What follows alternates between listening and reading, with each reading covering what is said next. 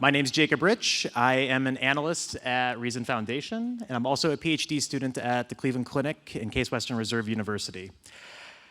I kind of want to tell you guys about one of my friends.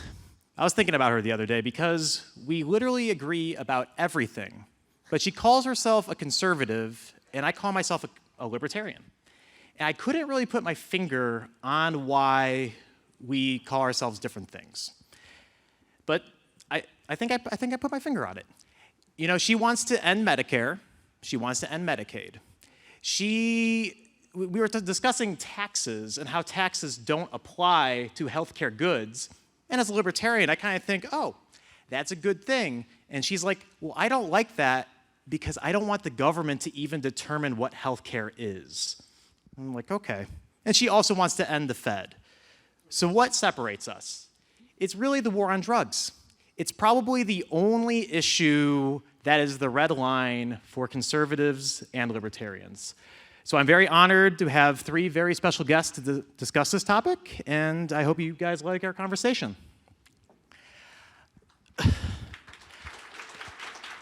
So I want to start with the strangest bedfellow of this bed. Christina Dent is the president and founder of End It for Good. And I myself have been investigating Christianity lately. I'm an Orthodox Christian, and when I read about St. Paul makes it very clear that drunkards and things that people who are parallel to that do not make it to the kingdom of heaven.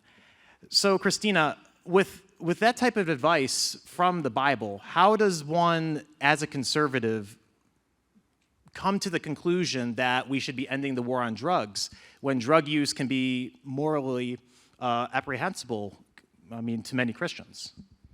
Yeah, so for me, my journey, so I supported the drug war for my whole life until about 5 years ago, and really thought, this is the right thing to do. Drugs can destroy people's lives. We've got to get them out of the country, out of the world, and outlawing them is so obvious I never even really thought about it. And then I became a foster parent, and I started to see that playing out in real time in real people's lives. And I realized that drug policy impacts people. It's people policy, as all policy is, but I began to actually see that, and it was humanized for me. And I started to do what I think is one of the most important things that I hope other people will do and invite the people you know to do, which is to separate whether or not I think something is right to do or wrong to do, whether it agrees or my religion agrees or disagrees with it, from whether or not it should be legal or illegal. And that was really a turning point for me when I began to realize there is a policy that I supported because I thought it was helping people. And the more I started to learn about it, the more I realized it's actually harming a lot of people. So I didn't leave my faith. I didn't leave my politics. I changed my mind because I learned something new, and I came to believe that a different position on drug policy was more consistent with my values than the position I had held before. And that broadness of camp for people to be part of the movement to end the drug war, to end prohibition, to bring drugs back into a legally regulated environment can have lots of different people. We can disagree on a lot of different things, and we can all be in that camp that wants to see more people thriving, more children with their parents, more people alive and able to build a healthy life. And that's what I want to see. And that's what ended up getting me on board and starting an organization to invite other people to consider this, because I absolutely believe advocating for a change in our drug laws is consistent with my Christian beliefs and my belief in the absolute value of every human life. And ultimately, that's what changed my mind. I put that up against what was actually happening, not what I thought was happening or what I wanted to be happening, but what was really happening to real people and children and families. And for this room, most of you, I'm guessing, are already on board. What I hope maybe to leave you most with is that people cannot support something they do not understand. So if you understand why drug prohibition is harming millions of people around the world every day, Don't assume that everyone else understands. I did not understand. What helped me to change my mind was an invitation to consider, education to learn, and time. It took me 2 years to change my mind on it from the time I started learning about it. I needed time to think through this, what felt like to me a radical idea. The first time somebody asked me, do you think drugs should be legalized? I was so angry I left the room. I could not fathom how a Christian could even say those words. And now that's what I've chosen to spend part of my life advocating for and inviting other people into that conversation. But people can't support what they don't understand. And we have the opportunity, everyone in this room, to help people understand this is my issue. Whatever your issue is, help people understand it. And then they have the opportunity to get on board with it. That's amazing. It reminds me of the first time when I was asked whether I think we should end the war on drugs. I was at an SFL conference in Ann Arbor, I think in about 2012, and I was certainly not a libertarian at this time. And I called the person an idiot. And here I am right now, right? Yeah, who's dumb? Yeah, and the reason I thought about it that way was because I have a family member who suffers from drugs, and I just kept thinking of the society that he would live in if drugs were legalized. And it took a very long time for me to understand that the society where drugs are actually legal is the society that's actually safest for him, where he can go into an organized store, a regulated store, where he doesn't have to work on the streets, deal with dangerous dealers on the streets in order to obtain drugs. It took a long time for me to figure that out. Among us, though, is probably the least strangest bedfellow of the bedfellows tonight, Kat Murti. Not only is she working at Cato, not only has she ran a Twitter that basically brought me into libertarianism, but she was actually one of the important movers of Proposition 19 in California to legalize marijuana in that state. Yeah, I haven't had any yet, don't worry. And I tell you what do you think is next on the plate for us to move forward? What types of propositions and legalization efforts should libertarians be looking at? I hope some marijuana's on the plate. Yeah, definitely. I think it should all be on the plate. We need to decriminalize and deschedule all drugs for all the reasons that we've been talking about already. When drugs are illegal, they are unsafe, and they create a culture in which it's unsafe. But the world has changed radically in the last 12 years since the Prop 19 campaign, 12, 13 years now. It's changed even more so in the decades before that, leading up to that first push for legal cannabis here in the United States. But a lot of people think that we're done, right? The vast majority of Americans live in legal cannabis states, drug war is over, and that is not true. There's all sorts of issues that have arisen since some of the legalization bills have come through. A lot of them have to do with regulation. A lot of them have to do with policing, selective policing. A lot of times in some places, younger folks or other marginalized folks are actually seeing higher arrest rates. And most importantly, there are so many people who are still in prison for cannabis in states where it is legal. Right? Students for Sensible Drug Policy, I'm on the board. We've teamed up with Last Prisoners Project, and we're really working on a push right now to ask President Biden to follow through with his campaign promises to let the 3,000 federal prisoners of cannabis crimes out. And as I'm saying this right now, you're thinking, oh, okay, didn't I hear in the news that that already happened? No. President Biden pardoned no one. He pardoned only people who had simple possession crimes. That is none of the people who are currently in federal prisons for cannabis crimes. We are asking him to move past this political move and actually set people free for something that's not only nonviolent, that not only doesn't hurt anyone, that we're finding increasingly helps people, but that in the vast majority of the United States is now legal, and in many times is legal in the places where these people were arrested.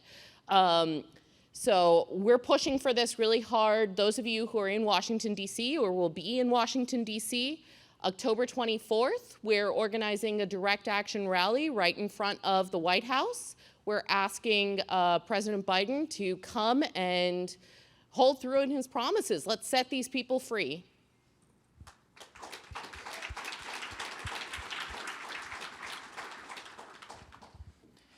Yeah, we should do that. You know, and just so you guys understand a little bit about how much power the president has, he doesn't only have the power to set people free, to pardon people, to clean records, but he actually has the power to legalize marijuana and any other drug.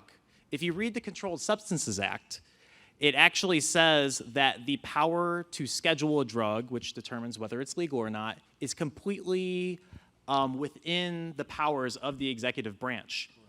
So if he orders the Attorney General and or the Secretary of the Department of Health and Human Services to deschedule marijuana, 2 to 5 months from doing that, marijuana is legal.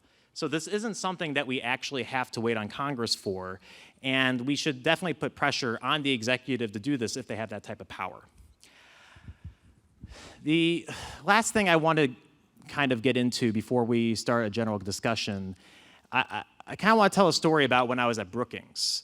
Brookings hosted some young men from Chicago who had previously been a part of gang life. They joined this organization called Chicago Cred. And this organization is exactly what you might think it is. They actually approach young men on the streets, offer them a life outside the streets, and try to bring them into society so they don't have to rely on gang violence to support themselves and their family anymore. And it's been wildly successful. It was actually the previous Secretary of Education under Obama who put it together, and it's a very good thing that they've done. But I had heard some rumors about how the drug war actually operates, and it was so crazy that I really didn't believe it until I asked them in person if this is something that happens. But we see the overdose crisis happening at the moment. Fentanyl is killing so many people, but I was told by some people who work within the black markets that if they killed someone with fentanyl, it would actually increase sales. It would be a signal that they actually had a potent drug, and then it would actually increase the demand for their particular product. And I didn't believe it, but then I asked the young men afterwards if that was a thing, and they confirmed it. It was just crazy to confront such an idea. So yeah, Lamont, are there other types of considerations when we're looking at these drug markets that we do not completely understand? In regard to things that are sold or Sure. things in the streets? Let's define that. On the streets. The things on the streets are Yes. sold. On the streets work like any other market works, right? And that's why something that we say in the streets is if you can sell drugs successfully, then you should be able to transfer that to anything. So you sell drugs, you should be able to sell records. If you can sell drugs, you should be able to sell any product. Product is product, right? In regard to what you said about the potency of a drug, does that drive the sales of it? It definitely does, right? People want to know if it's good, if it's quote unquote, what people will say is that's fire, or something that's better than, it's just like any other marketing strategy, right? So you had the marijuana of the 60s and 70s, and then we had Northern Lights and indoor, and then we had outdoor, and that was a war, right? And then we went into hydroponics, and now it's strains, and now it's whatever, is being promoted, extracts, so on and so forth, and what's being marketed and promoted through TV, film, and music, right, and social media. So these platforms, these influencers, work the same way, right, on all levels. So, yeah, fentanyl is a big issue. I have a friend who's very close to me that I grew up with. She's also deep in Hollywood, and she's lost 8 friends in 2 months. Like other people in the industry, it's not even being spoken about, right? But people are overdosing because they think they're using cocaine. Cocaine is mixed with fentanyl. And these are normal people. You're seeing a lot of stories right now of people having heart attacks, having seizures, artists dying, different people dying, but it's the press is always controlled on it, right? And then you're not seeing any follow-ups. So what's happening inside of the communities of people that don't get any exposure or notoriety, right? It's rampant, and it's children now that are suffering, right? As low as elementary school, we're seeing deaths. We're seeing more increased drug usage from elementary on up, and it's not being spoken of. The crime, the drugs, the things associated with it, right? It's just absolutely not even being shared, and it's a reality. So I encourage everybody to really, like, do your research, right? Don't just listen to what Biden's saying or some press release from the White House, right? Or from some of your friends, but actually go in and take the time to really do deep searches and see what's actually happening. There are stories, there are people crying out, there are families that are being utterly destroyed, right? From people trying to experiment with drugs, from people trying to sell drugs to provide for their families, for people trying to sell drugs to attain some type of lifestyle or to, you know, be accepted. And again, it comes back to cultural issues, right? These things are being ingrained in our culture, and they're going to be long-lasting if we don't educate ourselves and start doing the preventative measures and doing the work that's needed to curb it and ultimately end it. And that comes through legalization, again, and education. And we need to do the work now. I think your point about culture is very interesting. There's this famous experiment, some of y'all might have heard of it. It's called the Rat Park experiment. And what they did is scientists took two groups of rats and they addicted them, excuse me, to various types of drugs. And one of those groups of rats was set in a very thank you. Excuse me. One of those groups of rats was set in cages with no sort of enrichment, nothing to do, dry, dull, disappointing lives. Another group was set in an environment where they had all sorts of different things. They had a lot of social opportunities with other rats, and they watched them. And the rats in that first group, they would keep pressing the bar for their drug over and over and over. They added a shock to it. They would keep pressing it. They're getting a shock every time. They'd keep pressing that bar. The drugs in the first group, the rats in that Rat Park group, they were equally physically addicted, but when they had other enrichment opportunities, when they had different types of food, they had different types of fun, they had different social opportunities, they didn't press that bar. Then later, they took those first rats from that barren, horrible environment, and they put them in Rat Park, and slowly, over time, they stopped pressing that bar too. And what that tells us is that I'm not saying addiction does not have a genetic component. It does. It has a genetic and physical component. But people turn to these things. These bad situations happen because of other problems in our society. And prohibition causes a lot of those problems, and it traps people in those problems. So we talked about the kinds of people who can sell drugs on the street. Those are good salespeople. In our legal environments, the regulations are keeping them out. They're not allowed to hold legal jobs in the businesses that they help build, right? We need to be really mindful of the types of society that we're building. With opioids, we've had the exact same problem. Every single time we hear about opioids in the news, there's a crackdown on opioid prescribing. Legal opioids become harder and harder to get. This is a problem for end-of-life patients, chronic pain patients, all of these people who are suffering. But it's not actually solving the opioid overdose problem. Every single time we see fewer legal opioids available, prescribing becomes harder, we see more and more and more overdoses. Prohibition doesn't work. Prohibition is not the problem. We need to fix the root problems. Correct. Indeed.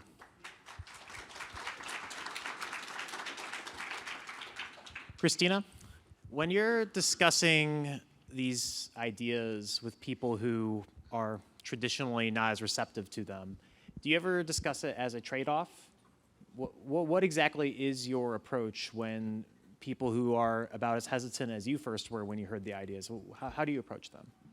So we actually just did this last night in Louisiana, just outside of New Orleans. We hosted an event. We had about 75 people who were there, some elected officials from that community. Their sheriff was there, also leaders from child welfare services and mental health providers and parents who had lost children to overdose. It was a broad spectrum of the community.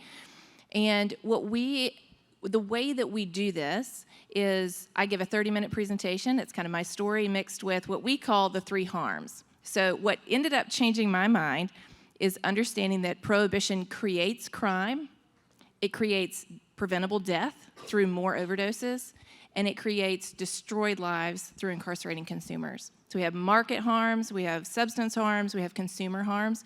We're losing on every front.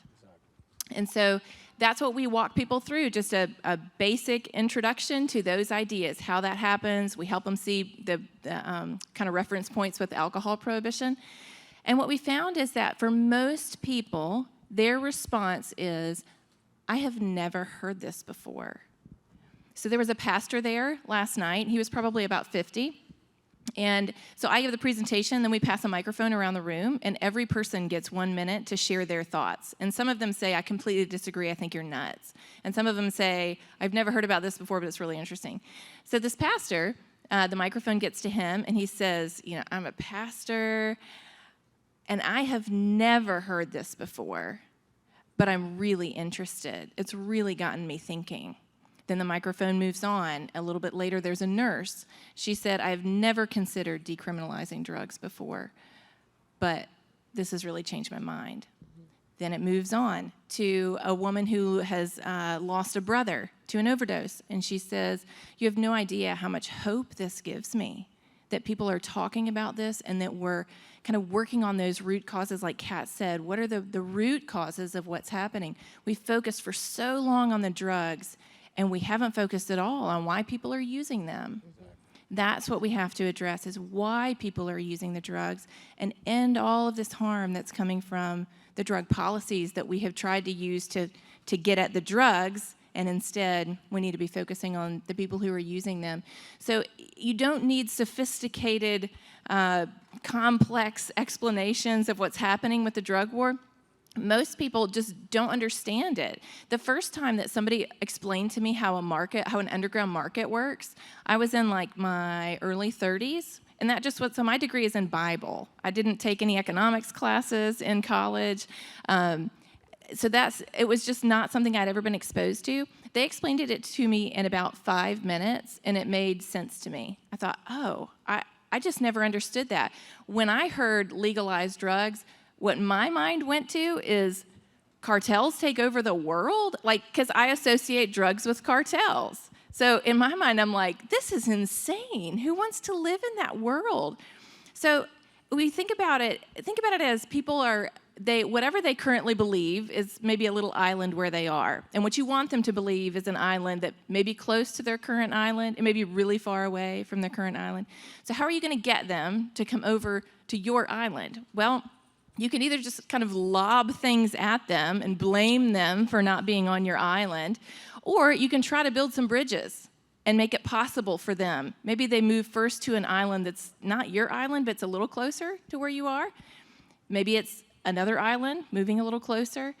As somebody who wants other people to adopt an idea I passionately believe in, I see it as my responsibility to build those bridges to connect with where they are right now and help them to move to a better place. That's the exact same thing that we want to do with people who are struggling with addiction. We want to meet them where they are right now and help them maybe take one step at a time towards a healthier, more thriving life. So it's really hard to just quit drugs overnight. We know this is true. It's really hard to quit ideas overnight. We also know this is true. People need time, and they need bridge builders to be able to build bridges for them to come to where you are. And some of them aren't going to get there. One of the law enforcement officers who was there last night, he's heard everyone in the room, a lot of them saying, this really makes a lot of sense. There was one guy, he was probably 65. He said, I cannot believe I am about to say that I agree with almost 100% of what you just shared in that presentation. People are interested, but some will still say no. And that law enforcement officer said, no, lock them up. This is not what we need to do. And you know what? That's okay. He shook hands with the guy next to him who said, I have been so on board with what you're talking about for years. And they were able to have a conversation about it. They were able to shake hands afterwards, be respectful about it. People can change, But as people who want to see change, it's our responsibility to get out there and build those bridges, help them understand our ideas, and help them catch that passion for why we think it makes a better world for all of us, not just a better world for you or for me, but we want to see a better world for all people. Indeed.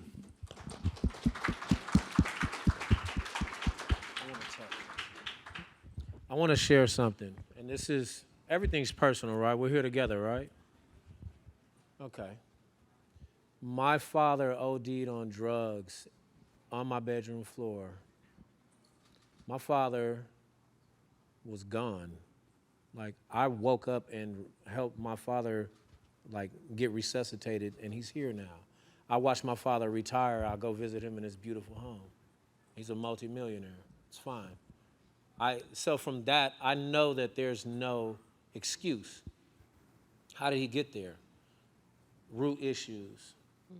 Would you have talked to me when I was young and I was in East Oakland or I was in Brooklyn and we were in the streets doing what we were doing to become who we became? Right? You would have definitely feared us. Right?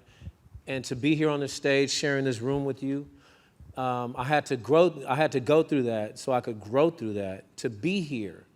Okay? Something that people don't understand, well, they understand, they don't overstand, is this. We devalue people because they use drugs. While you're sipping your Starbucks, sipping your drugs. While you're eating your sugar, eating your drugs, and you're taking your salt, that's drugs. These are all substances that alter your natural state. While you're believing in your ideologies and philosophies and cultures and traditions and religions that, where'd they come from? That were imposed on you. You didn't have it when you were born. And it altered you. You're not the same now. Right? But we judge and we pass judgment. Right? You do Molly and you do shrooms and you do this and that, but he smokes crack. He's a drug addict. Hypocrisy. Right?